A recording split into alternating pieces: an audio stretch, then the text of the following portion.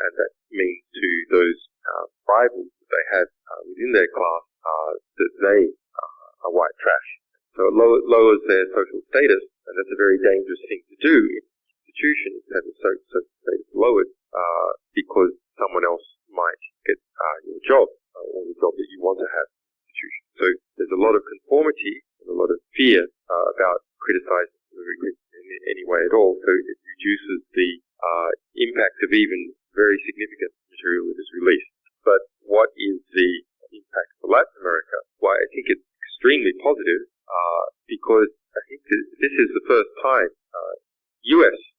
Electoral history that we can see the power structure going into the new presidency. So the various alliances, forces, and influences of Hillary Clinton and her team we are exposing day by day. And so that's going to shift understanding of the phenomenon that then everyone has to deal with inside the United States and out. It becomes more predictable, and also the worst excesses of it are easier to contain. As a security expert or former security expert, and someone who's had to continue to understand that in order to protect WikiLeaks and our sources, I think electronic voting is completely crazy.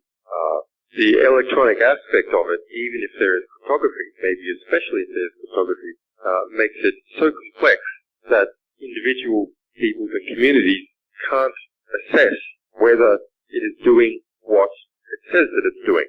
And so it becomes easy to manipulate. Now, even if there are rules to have sophisticated auditors, external auditors auditing what has been done, random checks and so on, we all know the reality that once those rules are set up for auditors, gradually they are funded, or the auditors get lazy, and they gradually start to disappear, and those people want to manipulate the system, understand the abilities and limitations of the auditors, more and more time goes by. So I think electronic voting is completely crazy for national elections. Perhaps for some other things it might be alright. National elections, but there's real power involved.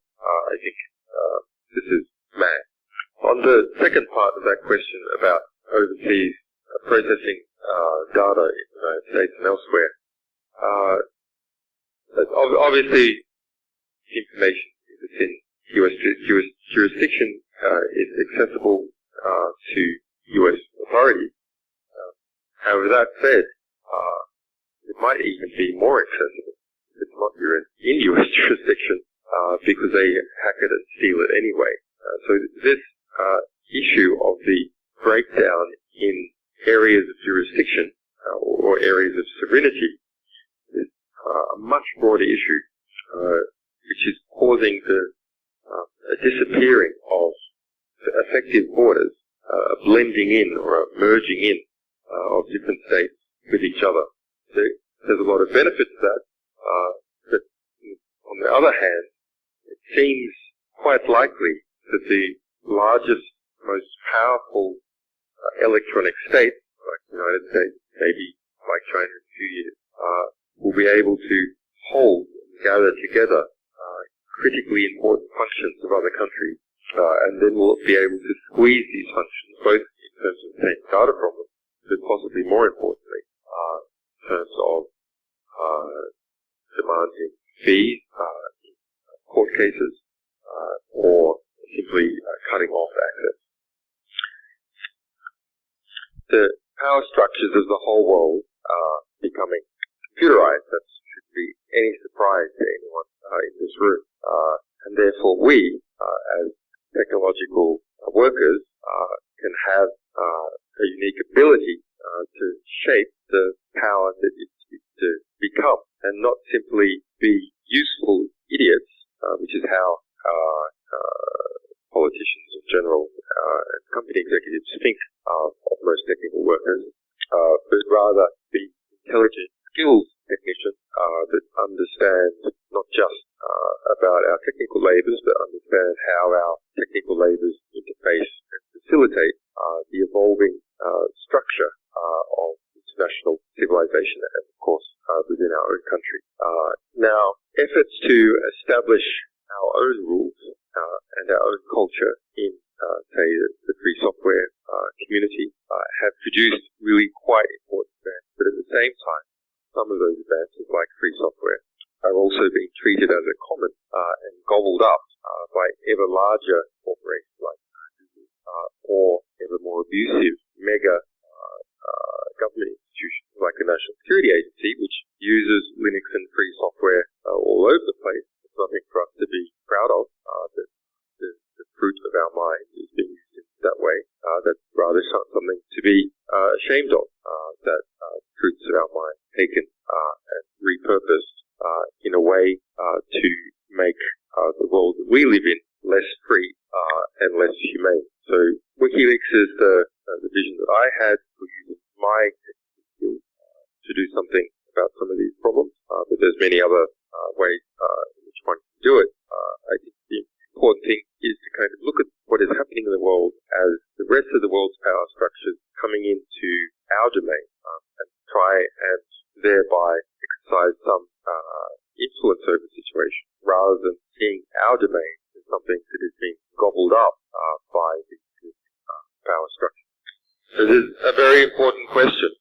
One of the major power elements of society, one which shapes our thinking about the problems that we have, and our solutions to our problems can only be as good as clarity of our thinking, is of course the media, the mass media.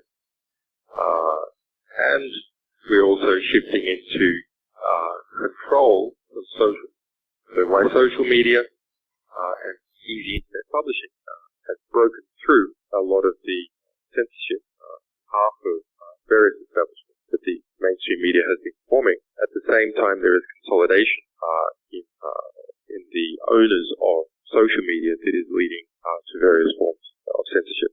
There's a great book that's been published in I think it's in Argentina, it's definitely in Spanish, called Wikimedia Leaks, and that is an analysis of the Latin American media looking at the cables that WikiLeaks published, showing the relationships between the US State Department and the various media oligarchs in Latin America. Now, why did a separate book have to be published on that? Well, because obviously the Clarion Group was not reporting about the Clarion Group, and there also exists a type of truce between the different media owners, and even amongst journalists, to not report critical information about these groups that, or individuals that you think would be rivals, but they're too scared to get into a media war with each other, so they tend to censor news that is critical of the media.